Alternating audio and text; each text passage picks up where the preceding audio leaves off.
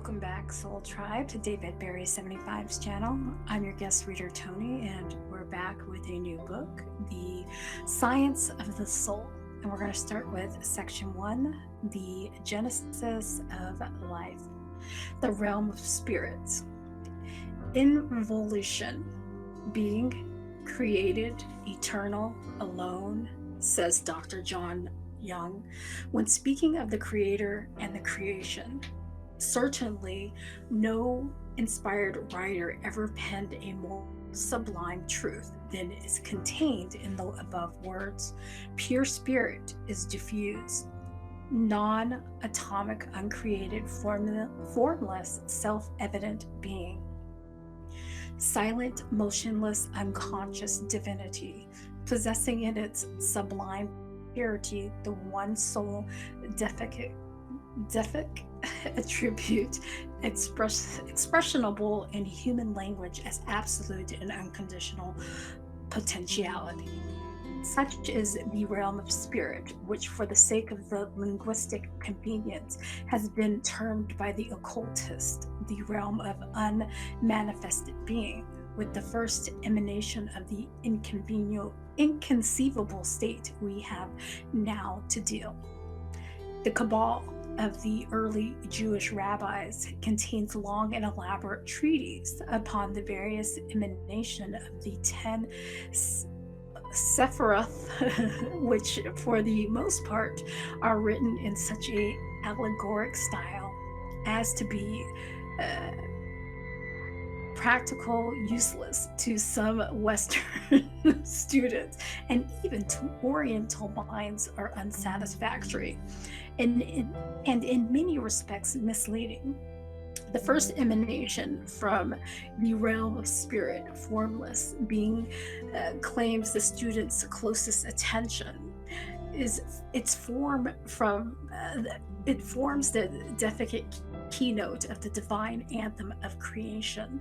The first emanation, called by the Kabbalists the crown, means when stripped of its mystical veil, simple and naked activity or motion. Thus we see that the first action of divinity, unconscious mind, is thought, and thought implies vibration or motion. At the moment the deific mind vibrates with thought, there springs forth from the infinite womb of creation the duad of all future greatness. This duad is the Kabbalistical twins, love and wisdom, which in turn means the attributes, attraction and repulsion of force and motion. They are male and female, co-equal and co-eternal, and express themselves eternally as activity and repose. No matter how recondite or abstruse or our speculations may be, when the orbit of our metaphysical meditation is complete, we shall find ourselves face to face again with our original starting point, which in this infinite triad of love, wisdom, and crown, or in other words, the one primal force containing unlimited potentialities within itself. Back of this we cannot go.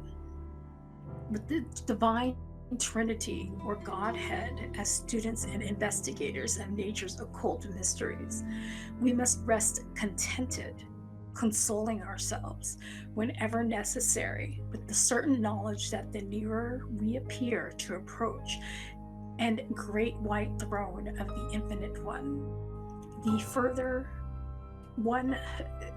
further does that divine center recede from us. If this were not so, there could be no such thing as eternity for the atoms of a differentiated life.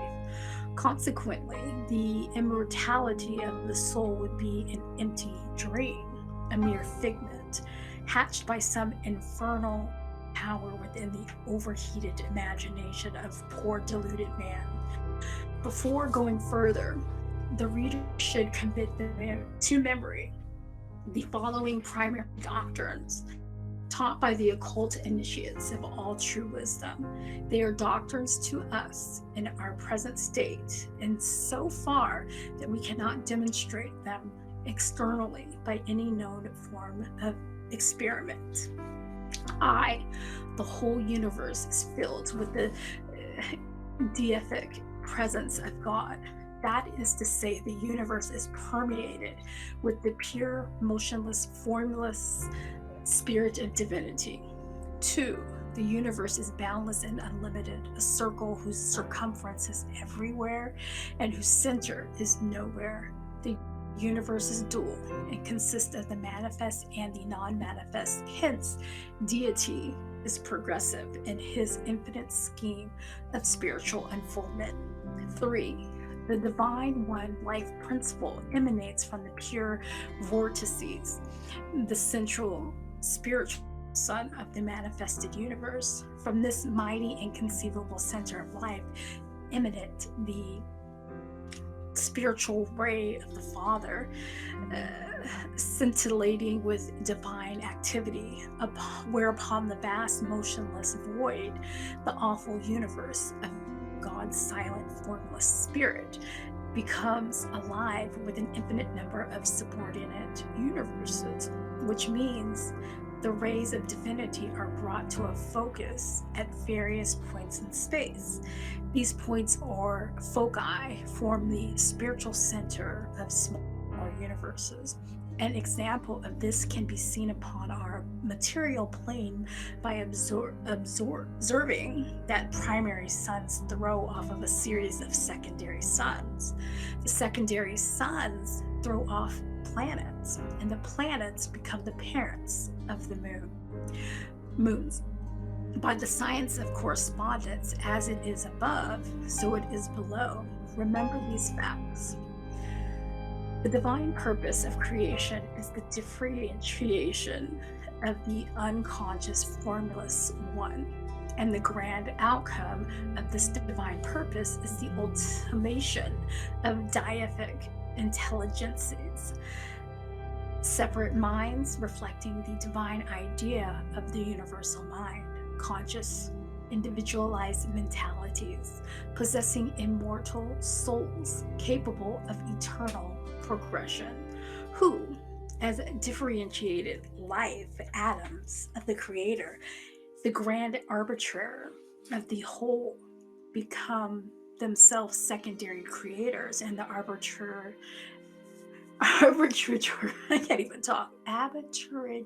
of the destinies of worlds. The process of creation are dual and consist of involution and evolution. The one is inseparable from the other. Paradoxical as it may appear to the uninitiated, it is, nevertheless, a divine truth that the evolution and the ultimation of spiritual life is accomplished by a strict process of involution, from the without to the within, from the infinitely great to the infinitely small. To better understand this mystery, we must have recourse to a series of symbols. Accordingly, we convince the divine focus of the primal essence of this spiritual center of the universe. This deific ray constitutes a triune Godhead from which emanates the pure white light of the formless one. Or in other words, this center constitutes a realm of Sephiroth, a sun sphere of living potentialities, divine beings, infinitely beyond the highest archangelhood. As such, we may conceive it floating as a speck in the infinite ocean of divine love, surrounded by the effulgent brightness of the nameless crown. This divine sphere is passive in such a state. Nirvana reigns upon the blissful radiance of its motionless bosom, but the time now approaches when its mission is the scheme of creation must commence. The moment arrives, and as soon as the first creative pulsations of thought vibrate, The whole sphere, motionless, formless, white light flashes forth, sparkling with living energy. And now, behold what a change has taken place. The soft white light has ceased and to be, and in its place there is raying forth in every conceivable direction mighty oceans of force, each ocean differing in velocity, color, and potentiality. The passive has become active, and the motionless has commenced to move, traversing the void of space upon the wings of light. A deity has become refractured, a portion of the infinite soul decomposed, and its original unlimited potentialities resolved into a series of active but limited attributes. This is related in the mystical language of the Kabbalah as the evolution of the seven active Sephiroth from the first Trinity, love, wisdom, and crown. It is. All right.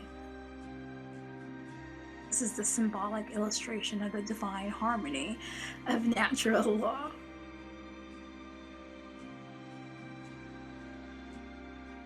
In the beginning was the Word, and the Word was God, and the Word was God. St. John. All right. Is these seven active Sephiroth that constitute the seven principles of nature. They are 7 points of sub-centers around their parent center, the spiritual sun, and are the 7 worlds of angelic life from whose divine matrix issues all the life atoms of their universe.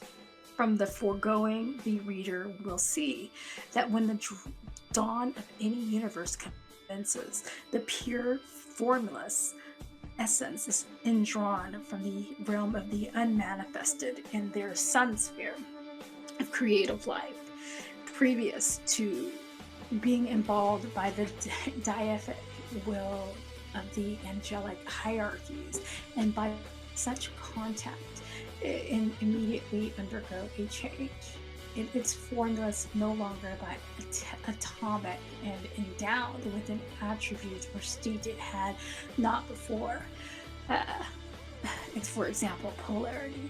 This polarity at once involves a sort of partnership and equally divides the formless substance into 2 parts, each a necessary attendant upon the other in manifested existence. One is positive and the other, of course, negative. The positive ray is that which constitutes the living spiritual fire of all things, and its atoms are infinitely fine. The negative ray is ever tending towards a state of repose or inertia, and its atoms are coarse and loose as compared with those of the positive ray. It is substance formed by the negative ray that constitutes every species of matter, so called from the inconceivable fine etherealized substance which composes the form of the divine archangels of the sun, down to the mineral vein of dense metal in the earth. Therefore, when speaking broadly of spirit and matter, the terms are perfectly unmeaning in an occult sense, for that which we call spirit is not pure spirit, but only the positive or active attribute of that which we term matter. Hence, matter is so far unreal, it is only an appearance produced by the negative ray, and this appearance is the result of polarity or mode of motion. The positive is straight and penetrating, the negative is round and enfolding. With this brief but necessary digression, we resume. From the 7 angelic states before mentioned, spiritual involution commences. Each one of the 7 spheres is a reflection of one of the 7 refracted principles, which constitutes the divine mind of the angelic creator. From the reflection spring forth angelic races, second only in mental power and potentiality to their parents.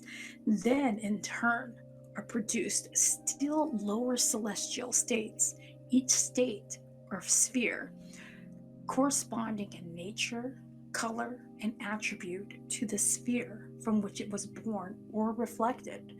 But though each state is in the descending scale is similar by correspondence, it becomes less in size, more material. The spiritual potency of its angelic races are weaker. That is less active because they are more and more involved within matter as they descend in the scale. Thus does involution proceed, involving state after state and sphere after sphere, forming a series of circles whose line of motion or descent is not in the plane of its orbit. Hence, the form ultimate, ultimates itself as a sphere, a spiral, until the lowest point is reached. Beyond this, motion is impossible, and the infinitely great has become the infinitely small. This is the great polarizing point from which the material world is reflected. It is the lowest possible spiritual state of life, which formed the first ethereal race of human beings upon our planet, and thus ushered into existence the famous golden age of the mythological celebrity. Explanation of the diagram. The central triad represents love, wisdom, and crown, the Trinity of God. The seven-pointed star, the seven ray issuing therefrom. The seven circles show the seven angelic worlds formed from the seven active principles. The name Kessel, Michael, and etc. are Kabbalistical names from the Sephiroth. The secondaries are of ruling intelligences who, after God, acute the universe, while the word above and below show attributes. Chapter 2. The realm of matter. Evolution. The term evolution is from the Latin e and evolvo, which means to roll from or unroll, and the evolution of matter means precisely what the term implies. For example, unfolding, expanding, opening, and evolving, the whole of which can be summed up in the word progression. Matter, per se, is the polar opposite of manifested spirit. It is the reaction of spiritual action. It is energy in a state of rest. It is force and motion in an exact state of equilibrium. In short, matter simply means solidified spirit. When two imponderable equal forces from opposite directions meet each other, both powers become polarized force and is resolved into inertia. Motion is transformed into rest. In other words, spirit becomes matter. Its refinement or its density depending upon its degree of etherealization. The progression and ultimation of the life force latent within matter must be accomplished by a process of unfoldment. The potentialities, in order to expand and put forth their infinite possibilities, must evolve. And this is so because they have become incarnated by the opposite force of enfoldment. But having become involved in the degradation of the material by the fall and cast into the bottomless pit or crystallization point in space, the only possible means of return to the original pure spiritual state is through the progressive cyclic pathways of material unfoldment. The evolution of matter, like Everything else within the realms of manifested existence must have some point of commencement. If matter is, as previously stated, by the manifestation of spirit, the negative ray externalized in a state of crystallized inertia, then matter must be the first offspring of spirit, and both combined must compromise the all of all things. Yea, even deity itself, for an infinite creator cannot get beyond his creation, nor exist apart from himself, because the great law of polar opposites is the direct emanation from his own divine nature. Consequently, he must also be governed by the self same laws and principles which control his creative activities. And when traced to their source, we have seen how beautifully simple such primal laws are. For example, wisdom and love, and convertible male and female, positive and negative, activity and repose. Briefly stated, there is but one law, one principle, one agent, and one word. This sacred law is sex, a term wherein may be summed up in the grand totalities of the infinite universe. Sex is dual and finds expression in the phallus and yoni of animated nature. This same sexual law operating throughout nature limits the source from which our knowledge of nature can be obtained. In other words, there are but two sources from which knowledge of any kind is received. One is subjective and the other is objective. The former gives us knowledge of the spiritual or causal side of the cosmos. The latter gives the material side, which is the world of effects, on account of it being evolved out of the former. As the poet hath said, the outward doth from the inward roll, and the inward dwells in the innermost soul. The great first cause has evolved out of himself the esoteric or subjective world, and out of the subjective by a simple change of polarity, which at once brings forth a change of energy and substance.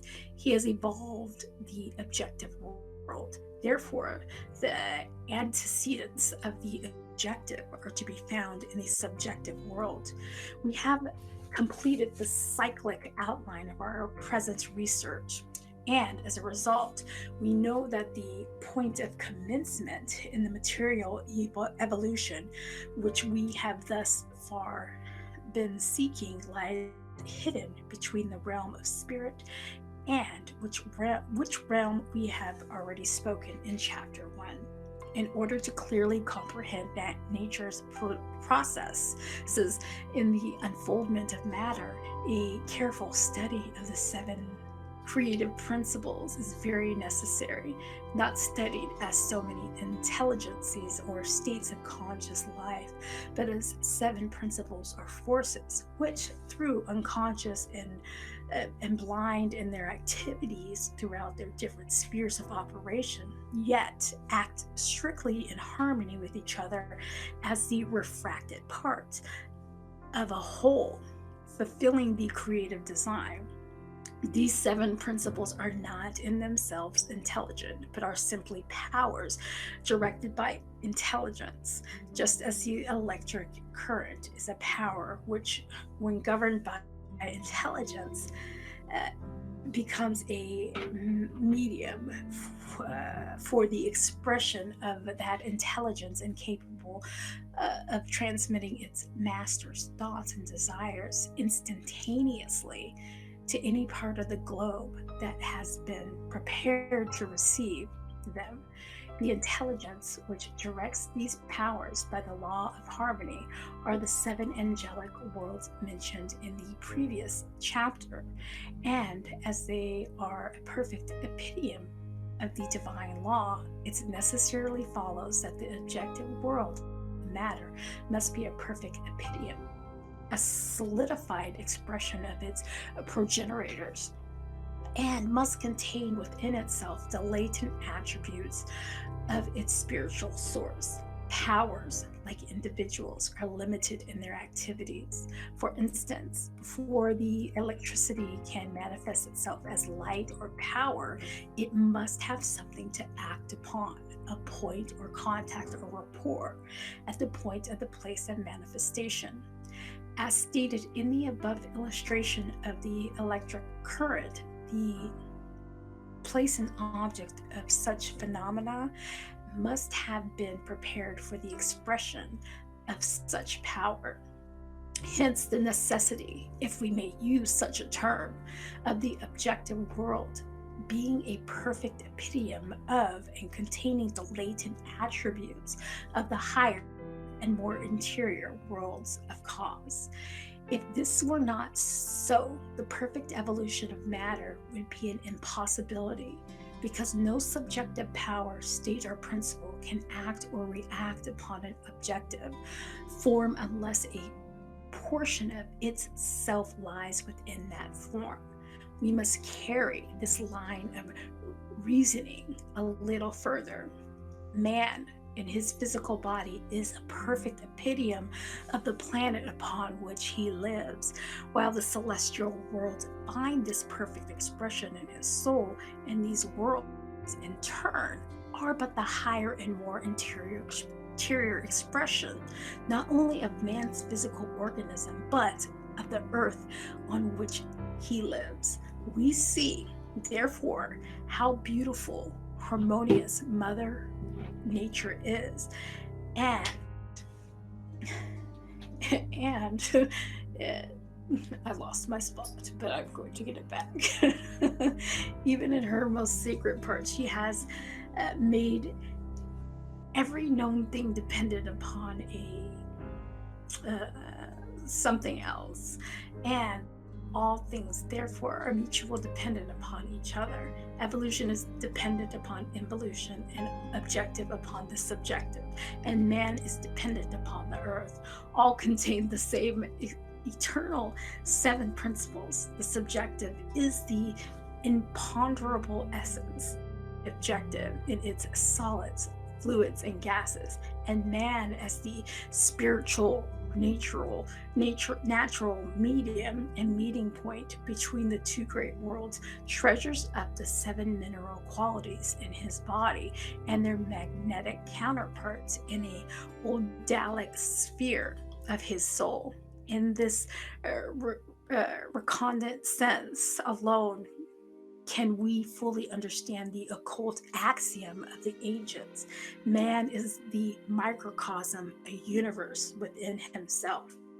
Seven principles of nature correspond to the chemical affinities of the seven prismatic rays of the solar spectrum, and also present a perfect correspondence to the seven progressive states of manifestation, which has been very appropriately termed the life waves.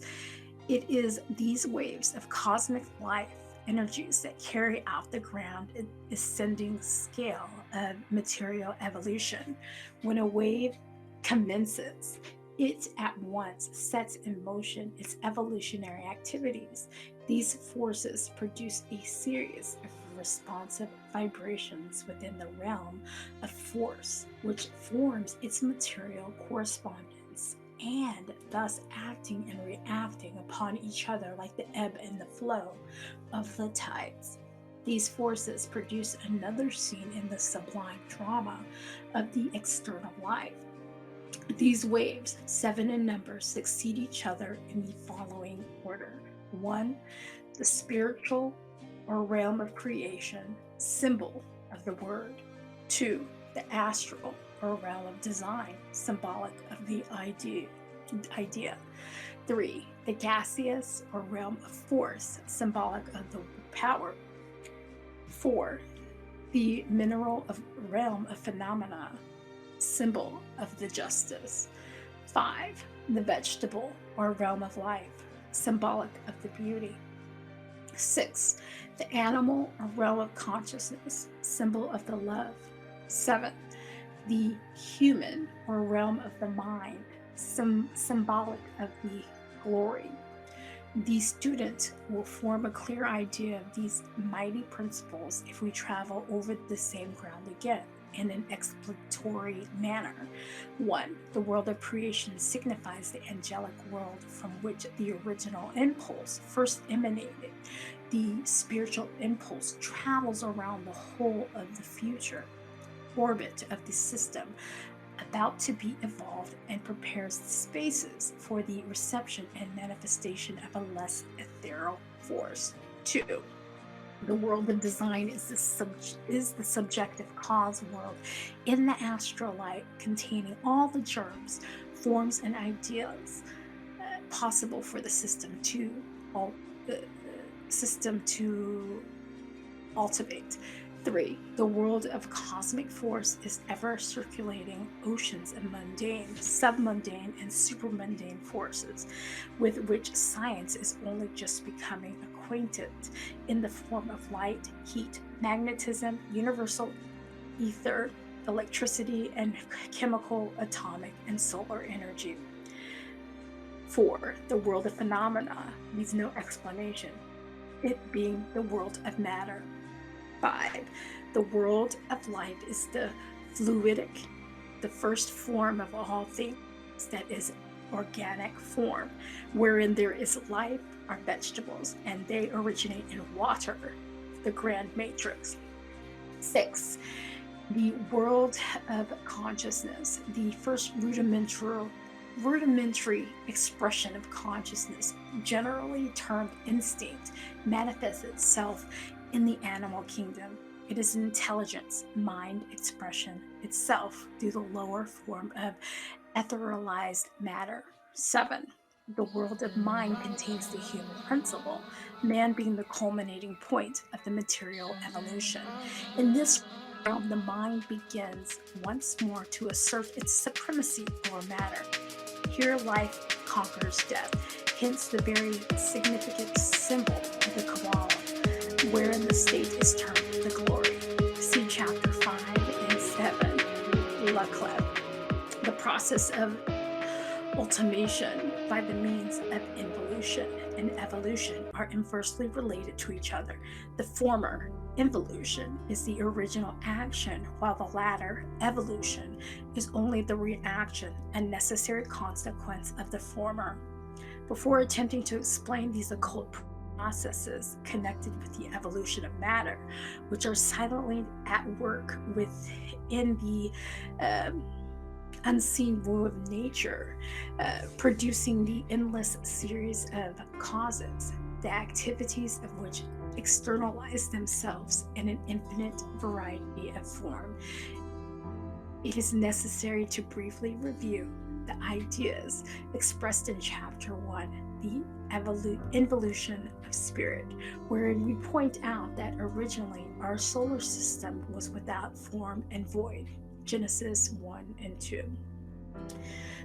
That is to say, it has no material objective shape, that previously to its external manifestation, it must have existed subjectively as an ideal form, and that this ideal form is but the symbolic expression of the ethereal forces projected during the evolution of thought. This is as far as we are permitted to go along the line of actual spiritual facts. But in carrying out the same chain of reasoning, we are led to the conclusion that if we could only penetrate, even for a single moment, the sacred adytium of nature's greatest of all mysteries, we should find that even thought itself was only due to the throbbing pulsations of the soul, and that these pulsations, in their turn, were but the sympathetic response, the expansion and the contraction of the spiritual respiration in harmonious obedience to the action and reaction of its divine ego. The primary idea which we derive from chapter 1 are as follows. 1. That the macrocosm is objective image of the divine subjective idea. The microcosm is the reflection of the macrocosm. 2, that the former as a whole is essentially without form, not only because it consists of such an infinite variety of forms, but because of the endless succession of progressive manifestations of this form. Hence, being without essential form, it is unlimited.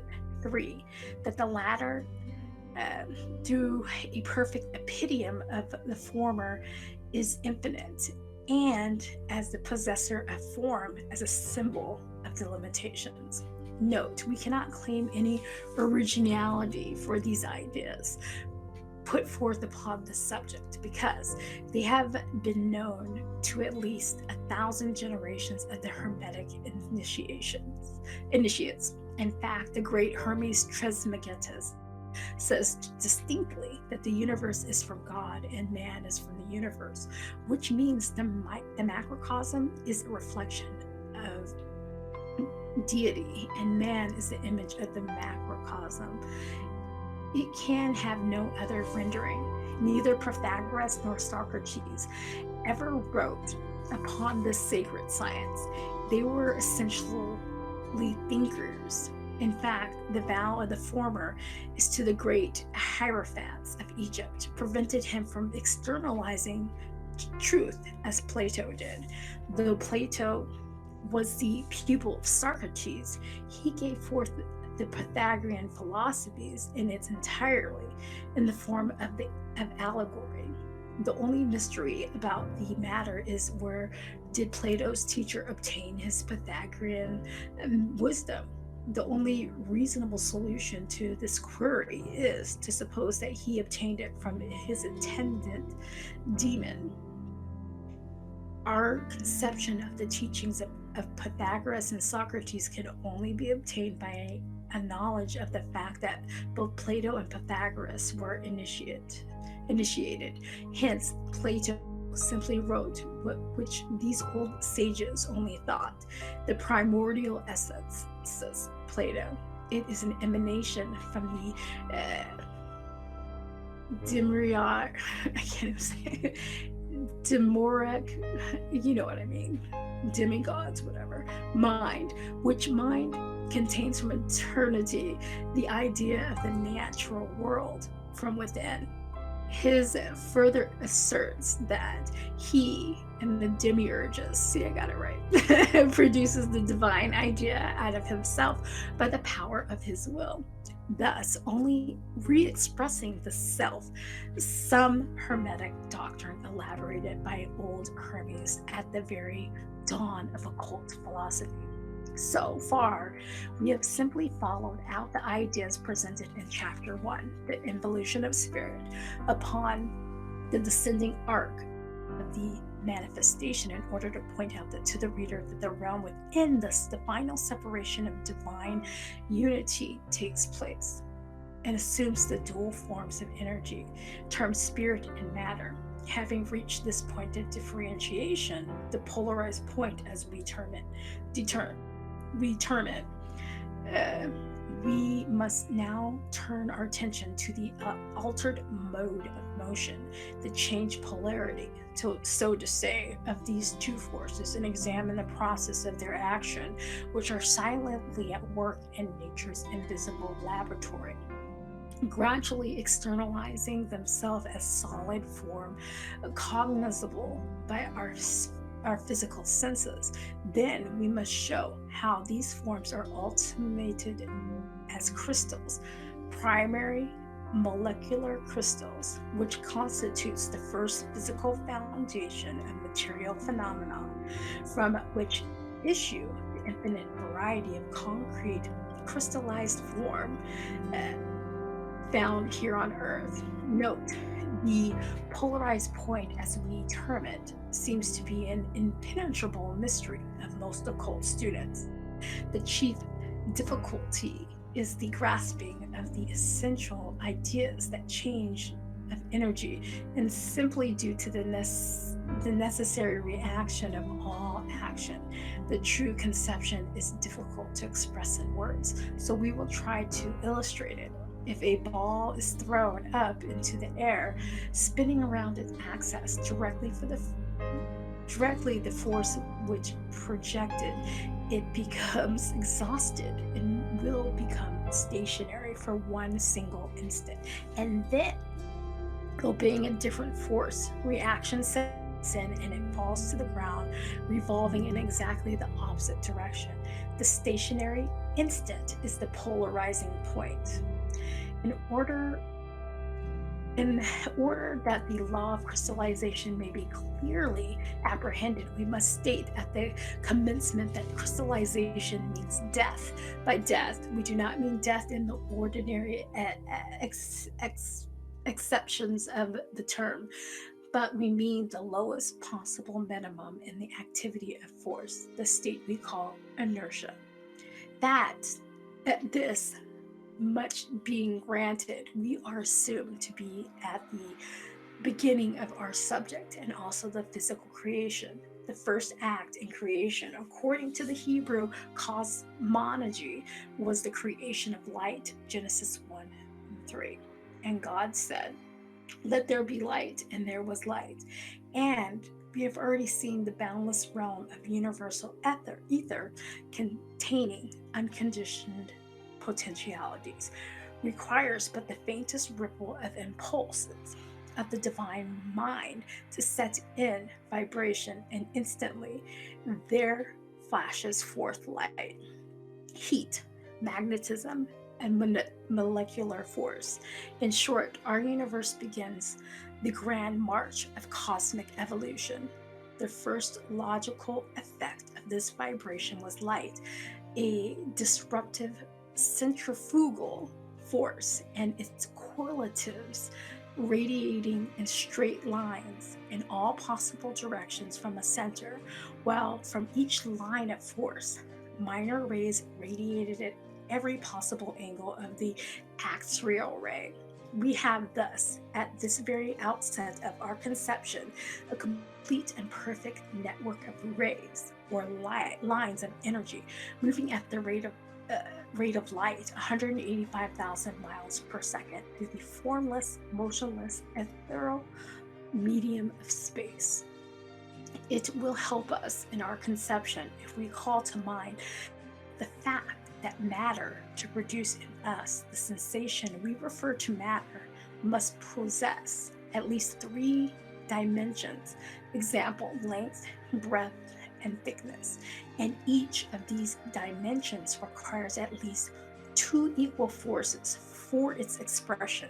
Also, that all these 6 equal forces must be concentrated upon a single impenetrable atomic point. And lastly, this impenetrable atomic point must be consistent of 2 equal forces. Therefore, to produce a single grain of solid matter, a celerity minute crystal, it requires the complete polarization of 8 rays of cosmic energy. Our first duty then is to discover our impenetrable atom. When 2 equal forces come from opposite directions, meet each other, both become polarized. A state of inertia is produced in an atom, a veritable material atom, and the physical results of this change of energy. From the infinite network of ray produced by the first vibrations of light, it is easy to conceive of the instantaneous evolution of an unlimited number of material atoms from the equally unlimited number of opposing rays of force. Now we have our necessary atom, which after all is nothing but an unknowable something. This polarized something, however, gives us the first dimension for material. It is at this point in space that if we now take 2 more equal forces at this polarizing point, we have another atom, which, although to give us nothing in this form of solid, yet will supply us with the second dimension. For instance, a straight line or a point extended by an additional point. Let us now take our impenetrable atomic point consisting of a single atom and suppose that four equal forces are concentrated uh, upon it, and one from the right and its opponent from the left, and one from above and its opponent from below. See figure 1. And the result is we possess an ideal form, but still no solid. We have both length and breadth, but no thickness. Hence, it is only a higher form of the second dimension. But instead of 4, let us now suppose that we have 6 equal forces concentrated upon our impenetrable atomic point. In addition to those which come from above, below, right, and left, we have 2 more which have from the rear and the front. See figure 2. Force 1 comes from the right and its opponent 2 from the left. 3 comes from above and opponent 4 comes from below. 5 comes from the rear, its opponent 6 comes from the front. Now, what is the result? We have length, breadth, and thickness, and we have 6 equal sides, and our unknowable atomic something has become transformed into an ultimate molecule whose crystallized substance is a cube. It has all the elements of a solid form, though it can be measured only by the imagination, since microscopes are not yet powerful enough to reveal the first original form of crystallization. Man's physical senses are too dull to perceive such things, but it may be this atomic age will produce some electrical or atomical instruments sensitive enough to detect an original atom of matter. But such wonderful transformations as taken place can only be seen only by the eye of the spiritual soul, whose piercing sight can penetrate the mysteries of nature's workshop, the astral light. It is from this source that the principles contained in the above illustrations were obtained. We see, therefore, that logically it requires 6 equal forces meeting at an atomic or impenetrable point to produce solid dimensional matter. It may, of course, be many more than 6, just as they approach in pairs from opposite directions. The only difference would be in the point of the crystal.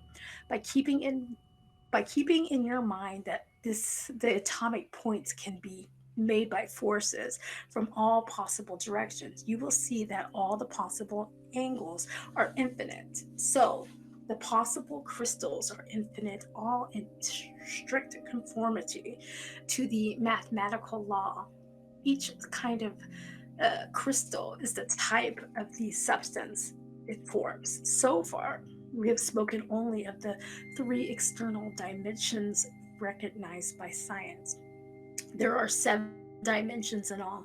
In this chapter, we shall speak only of the 4th, which was first introduced into the notice of science of Professor Zollner in his transcendental physics. No matter how solid any external object may appear, it is not so.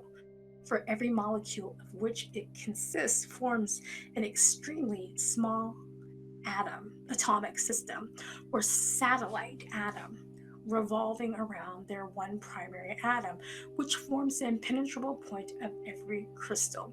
This is space between every one of them. It is this unoccupied spaces that form the 4th dimension of matter. Note that above was written some 70 years ago, probably more. This point. Now that our atomic age is getting into the serious study of the hidden force of nature, of all sorts of undreamed phenomena are being brought to light. Only time will show how far man may go in exploring the universe.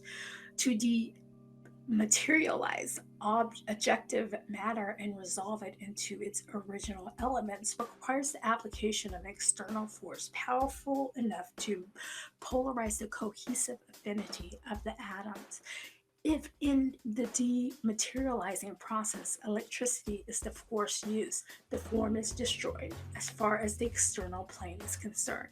This change releases atomic energy, but if the force is magnetic, the object is only etherealized, and in this state, matter can be made to pass through matter. And the instant the magnetic dissolvent is withdrawn from the object, will resume its original objective shape. We need scarcely add that in this natural fact lies the secret of spiritual materialization phenomena of modern spiritualism and its form. The true foundation of all magical manifestation of the physical nature, a strong physical medium, even though a helpless tool under the control of a very questionable class of invisibles, can produce a phenomenon equal as well as to the living adept. The only difference is that the medium cannot control either the spirit or the phenomena, whereas the adept commands both at will and thus accomplishes his desire.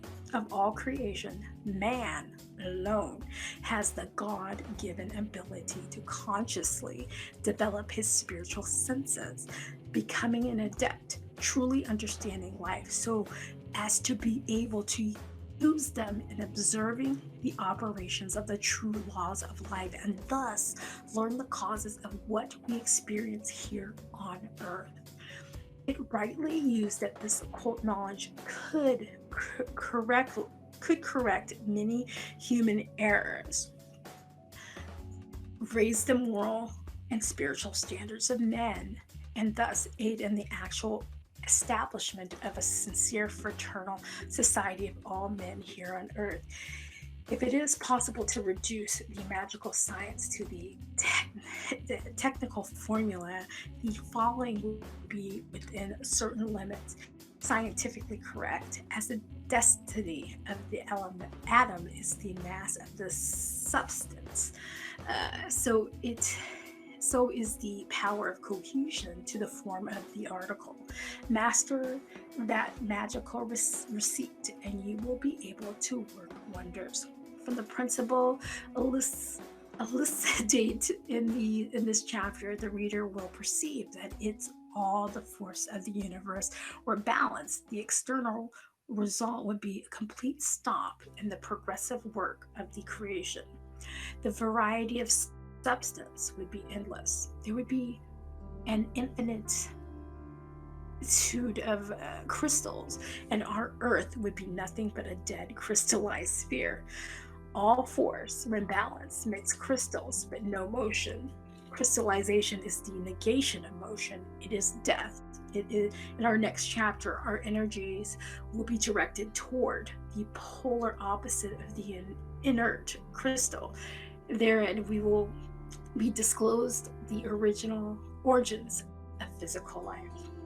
All right, you guys, and that's the end of chapter 1 and 2, and we'll pick up on chapter 3, the origin of physical life, the next time. So if you'd like to be a guest reader on David Berry 75's channel, definitely send him an email or go into Discord and chat it up with the folks in there. Leave a few comments, drop some music, or just go ahead and send David a personal message. Okay, well, until next time, you guys, I hope you all have a fantastic day. Much favor and love to all. Bye for now.